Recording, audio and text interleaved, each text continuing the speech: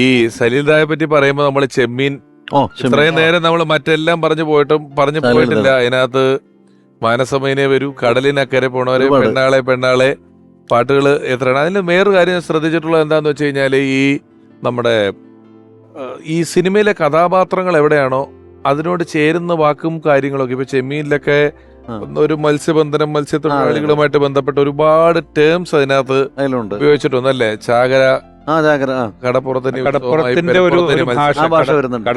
ഭാഷ.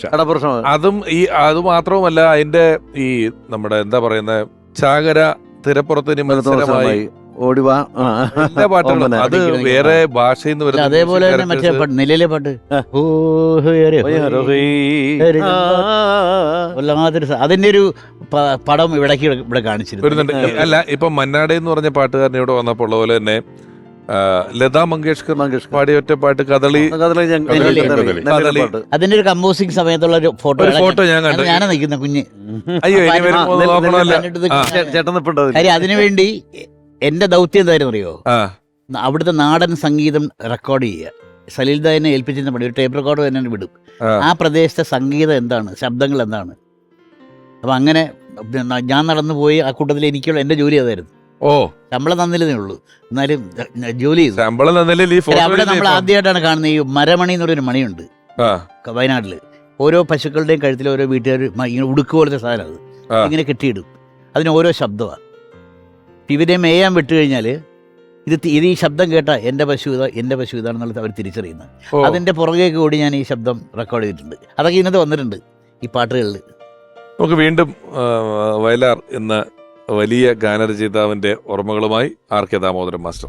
ഒരു ദിവസം ഞാൻ ദേവരാജ മാസ്റ്റർ പറഞ്ഞിട്ട് അമ്മു സ്വാമിനാഥൻ ഹാളില് മദ്രാസിൽ വെച്ചിട്ട് അദ്ദേഹത്തിന്റെ ഒരു അനുസ്മരണത്തിൽ പോയപ്പോ ഞാനൊരു റെക്കോർഡിങ്ങിന് ദേവരാജ മാസ്റ്റർ. അപ്പൊ മാസ്റ്റർ പറഞ്ഞു, വൈകുന്നേരം നിനക്ക് എന്താ പരിപാടി? ഒന്നുമില്ലെങ്കിൽ നീ അമ്മു സ്വാമിനാഥൻ ഹാളിൽ വരിക. ചെന്നൈയിലെ ഒരു പുലമൈ പിത്തൻ എന്ന് പറയുന്ന വലിയൊരു കവിയാണ് ഉദ്ഘാടനം ചെയ്തത്. അദ്ദേഹം വന്നൊരു സംഭവം പറഞ്ഞപ്പോ ഞാൻ അത്ഭുതപ്പെട്ടു പോയി. നമ്മൾ ആരും ചിന്തിക്കാത്ത ഒരു ഗാനത്തിനെ എടുത്തിട്ട് പറയണേ, ഇന്ത്യയിൽ ഒരു മഹാകവിയും ഒരു ഗാനരചയിതാവും ഇങ്ങനൊരു പാട്ട് എഴുതിയിട്ടില്ല. ഏതാ പാട്ട്? കാളിദാസൻ മരിച്ചു, കണ്വ മാമുനി മരിച്ചു, അനസൂയ മരിച്ചു, പ്രിയംവദ മരിച്ചു, ശകുന്തള മാത്രം മരിച്ചില്ല. ഇങ്ങനെ മരിച്ചു എന്ന് എഴുതിയാൽ ഒരു സിനിമ പ്രൊഡ്യൂസറും ഈ പാട്ട് എടുക്കില്ല. കാരണം എല്ലാവർക്കും ജാതകത്തിൽ വിശ്വാസം, പൂജ റെക്കോർഡിങ്ങിൽ വിശ്വാസം. അപ്പൊ മരിച്ചു തന്നെ പ്രൊഡ്യൂസർ മരിക്കും, സിനിമ മരിച്ചു എന്നുള്ള ഒരു തത്വത്തിൽ എടുക്കില്ല. പക്ഷെ നിങ്ങളുടെ മലയാളത്തിൽ മാത്രമാണ് ഇങ്ങനെ ഒരു സംഭവം ചെയ്തത്. അത് വയലാറാണ് ചെയ്തത്. ഇത്ര അനശ്വരനായിട്ടുള്ള ഒരു വയലാർ ഗാനരചയിതാവ്, കവി, നല്ല ഒരു മനുഷ്യ സ്നേഹിക്കയില്ല ഞാൻ ആത്മാവിനെ സ്നേഹിച്ചിടാത്തൊരു തത്വം. അപ്പൊ മനുഷ്യന്റെ മാനവീയതയെ സ്നേഹിച്ച നല്ലൊരു കമ്മ്യൂണിസ്റ്റ്, നല്ലൊരു കവി ഒക്കെയാണ് വയലാർ. ആ വയലാറിന്റെ ഇതുവരെ നികത്താൻ പറ്റാത്ത ഒരു വിടവാണ് ഇപ്പൊ നമ്മുടെ ചലച്ചിത്ര രംഗത്ത്, എന്തായാലും കാവ്യരംഗത്ത് നിന്ന് ഞാൻ കടത്തി പറയുന്നില്ല, നിങ്ങൾക്ക് വ്യത്യസ്തമായ കവിതകളാണ്. പക്ഷെ എന്തായാലും ചലച്ചിത്ര ഗാനങ്ങളിൽ ഇവിടെ സാധാരണക്കാരന്റെ കവിതയെ ആവിഷ്കരിക്കാൻ കഴിഞ്ഞ ഒരേ ഒരു വയലാർ മാത്രമാണ് നമുക്കുള്ളത് എന്നാണ് എനിക്ക് പറയാൻ.